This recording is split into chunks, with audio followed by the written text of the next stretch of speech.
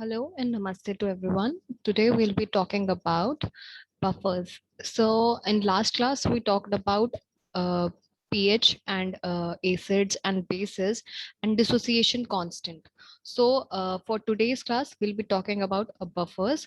So first of all, what is the definition of buffers? Buffers are those solution which can resist change in pH when an acid or alkali is acid. So, what does this definition says that those solutions, if we add acid to it, so they won't turn acidic, or if we add base to a solution, it won't turn basic. These solution they have the capability to resist the change in pH. That is, they can resist acidity or they can resist basicity. So what they basically do, the hydrogen ions which are released by acids or OH minus ions which are released by bases, these solutions, they neutralize these solutions, acids and bases, and they act as buffers. So in this way, they can resist your change in pH. Now, after the definition, then we'll be talking about composition of a buffer. So buffers are basically of two types. So first will be mixture of weak acids with their salts with a strong base, or mixture of weak bases with their salt, or mixture of weak bases with their salts with a strong acid. And now the examples of mixture of weak acids and with the salts is one of the examples is that of acetic acid. So if there is a mixture of acetic acid, that is CH3COOH, and its salt will be CH3COONA. So acetic acid, it is weakly ionized with sodium acetate, and is which is almost, while sodium acetate is almost completely ionized. So the equation will give CH3COOH, will it will break into H plus and CH3COO minus, and its salt, which is CH3COONA, it will break into sodium and CH3COC minus. So to this, if you add a drop of strong acid, which is like HCl, which will give hydrogen ions from HCl, it will combine with CH3COO minus, and it will give CH3COOH, which is your complete solution. So thus there will be slightly change in pH value. And if you will drop NaOH, which is a base, and a base, it will, so it's because it's a base, so it will give OH minus ions, and it will react with free acid to give undissociated water molecules. So CH3COOH plus OH minus, it will give CH3COO minus plus water molecules, that is H2O. So in this way, OH minus of NaOH are removed and pH is almost unaltered, right? So for the second example, in our second case, where there was a mixture of weak base with their salt and with a strong acid, right? So for that examples, we have H2CO3 and NaHCO3, which will give us bicarbonate buffer. So bicarbonate buffer will be coming across them in details in our next video, where in biological buffers actually. So in biological buffers, we'll be coming across bicarbonate buffer, phosphate buffer, and protein buffer. So there we'll come across bicarbonate buffer. So for now, we just have to know the example, which is your bicarbonate buffer. In bicarbonate buffer, it is H2CO3, which is your acid, and NaHCO3, which is your salt. And H2CO3 is your carbonic acid, and NaHCO3 is your sodium bicarbonate. So for second example, there is acetate buffer. So what is there in acetate buffer? As I told you earlier also, CH3COOH and CH3COONA. So CH3COONA is your salt. CH3COOH is your acetic acid, and Next was your sodium acetate. So next example is for your phosphate buffer. For phosphate buffer, we have two things: Na2HPO4, and second one is your NaH2PO4, which is your phosphate buffer. So now next one is your factors affecting pH of a buffer.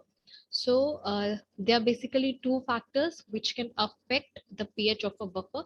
Means we'll be reading about any criteria or any factor that can affect the buffer solution buffer, and this buffer solution, it won't no more will be able to resist change in pH of acid or base. So for the first factor is your value of pK. So pK is your constant. So lower the value of pK, lower will be the pH of the solution. Now second one is your ratio of salt to acid concentration. Okay, so for the first one, I have earlier told you that for pH of the solution, lower will be the pH, higher will be your acidity. So if any solution is having pH 1, it will be having higher acidity than the pH of a solution which is around 5 or 6. So the first one was that. So for second one, if you remember the Henderson-Hasselbalch equation, where also I've told you the equation for dissociation constant, where in that formula where pKa is equal to your where there was a salt upon acid, right? So for there, the ratio of salt upon a salt to acid concentration, there it changes. So actual concentration of salt to acid in a buffer solution may vary widely and with no change in pH. So long as the ratio of the concentration remains the same. Okay. So next one is your buffer capacity. So what are the factors uh, that affect buffer capacity? And before knowing that, buffer capacity is a very important term, and it can be often asked in exams also. So first of all, what is buffer capacity? So buffer capacity is the number of grams of strong acid or alkali which is necessary for a change in pH of 1 unit or of 1 liter of buffer solution. So this point is important, that 1 unit of 1 liter of buffer solution. So it is basically that amount of acid or amount of that acid or that amount of base which can be added to a buffer solution so that it can change in pH. If like every buffer has its own capacity, if we add small amount of acid, it won't it can still resist the change in pH.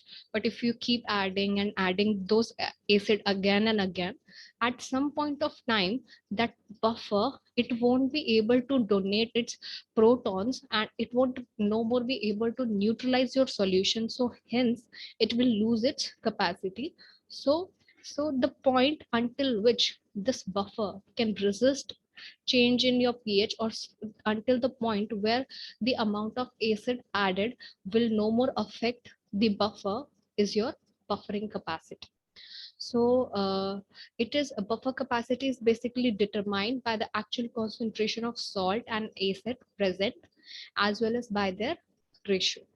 So the buffering capacity of a buffer is defined as the ability of a buffer to resist change in pH when an acid or base is added.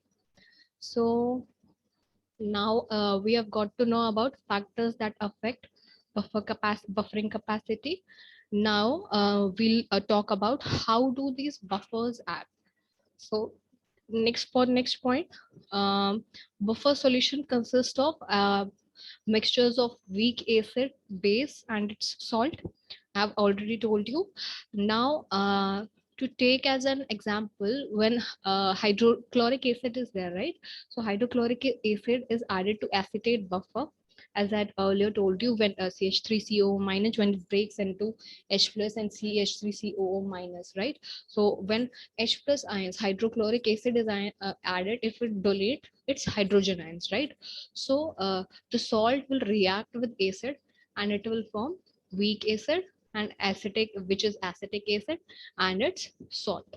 So similarly, when a base is added, the acid reacts with it, forming salt and water. Thus, the change in pH is minimized. Now, for example, like for as of the ones I've told you in words, we can write it in chemical formula like CH3COOH plus NaOH. It will give CH3COONA plus your H2 water molecules. Here CH3COOH is your acid, NaOH is your salt which is as added, and your CH3COON is Na is your salt of your acid, which is or conjugate acid plus water.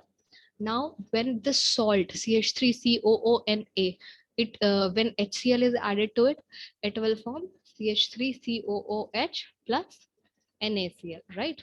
So now the buffer capacity will be determined by absolute concentration of your salt and acid, but the pH of buffer is dependent on relative proportion of salt and acid.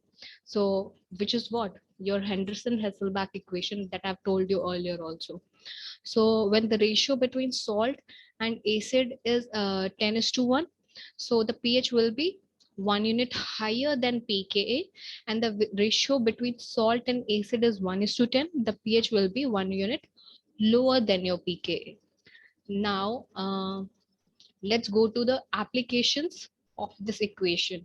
So the applications are, first one will be the pH of a buffer on a addition of a known quantity of acid or alkali can be predicted by the given equation, and moreover the concentration of salt or acid can be found out by measuring the pH.